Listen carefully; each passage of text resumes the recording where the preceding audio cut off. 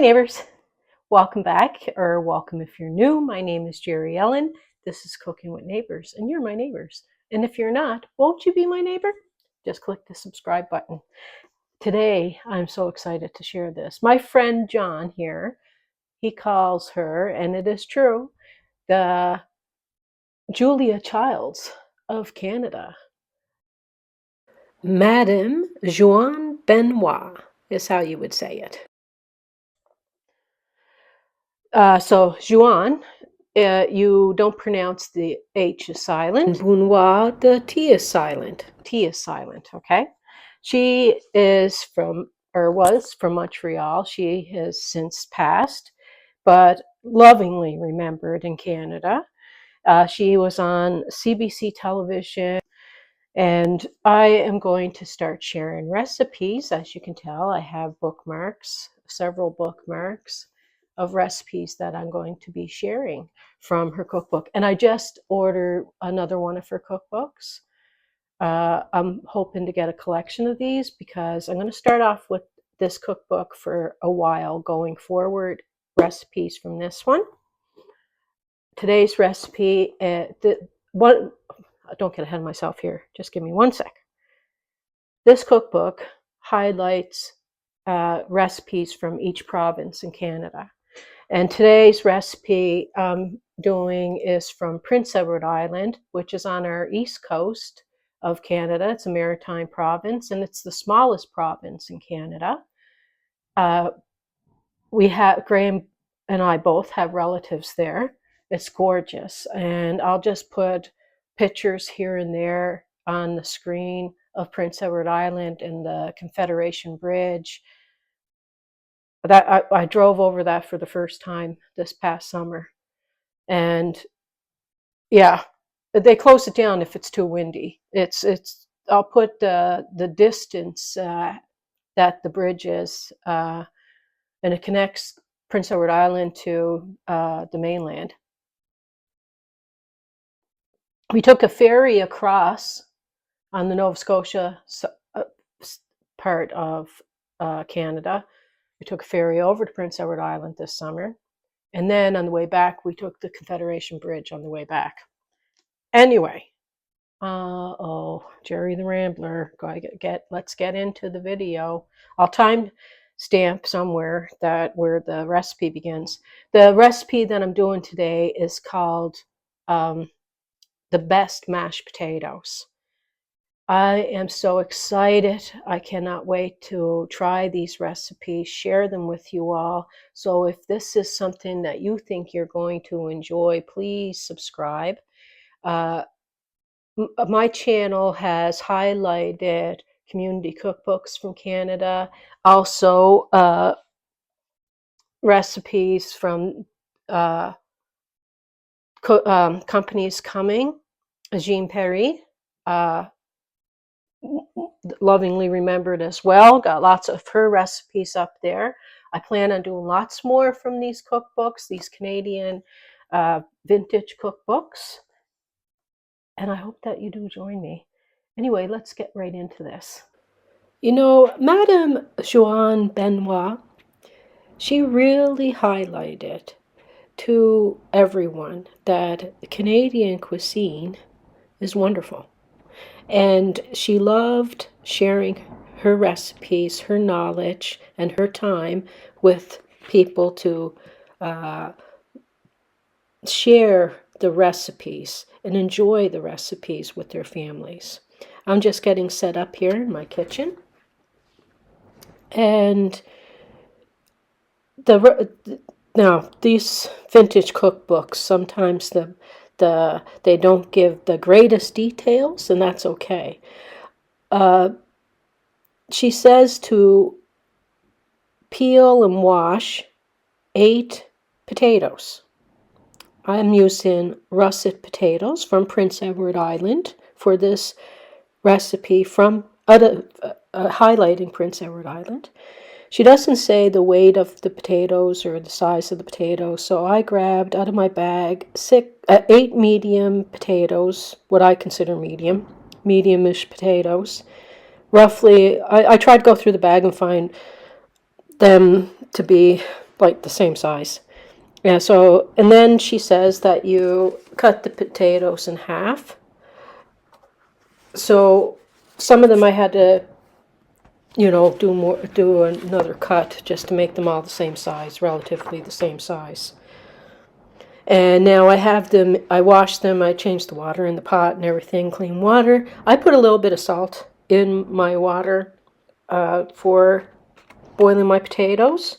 Her recipe, I don't believe, mentioned salt in the water. So the 8 potatoes, you're going to boil them until they are fork tender. You don't want them falling apart too easily, but you want them fully cooked, that they are fork tender. And then you're going to strain the water out of the pot and return. Well, I turned off the heat, but I'm going to leave these potatoes in this pot, put it back on the stove there, and I'm going to let them dry out. When you're letting them dry out, you get a fluffier, tastier potato. And then I'm going to use a potato ricer, whatever. But if you don't have the potato ricer, mash them up a little bit first before adding the ingredients. One of the ingredients in this recipe is something very popular down home, and it's savory seasoning. Oh my goodness, we grew up with it. It goes in just about everything on the East Coast. So I'm just letting you know, if you don't have savory, you can just use like some thyme or even a little bit of Italian seasoning or something. You can do like dry thyme. How's everybody doing today? I hope you are all doing fantastic. I do appreciate the time that you're taking out of your day to stop by my little channel. And again, I hope that you enjoy today's video enough that you give me a like, share it on your social media, send it to friends and family, and help my little channel grow. I've been doing this for a few years. I need to step up my game and make this channel the most enjoyable for you, or that I can make it.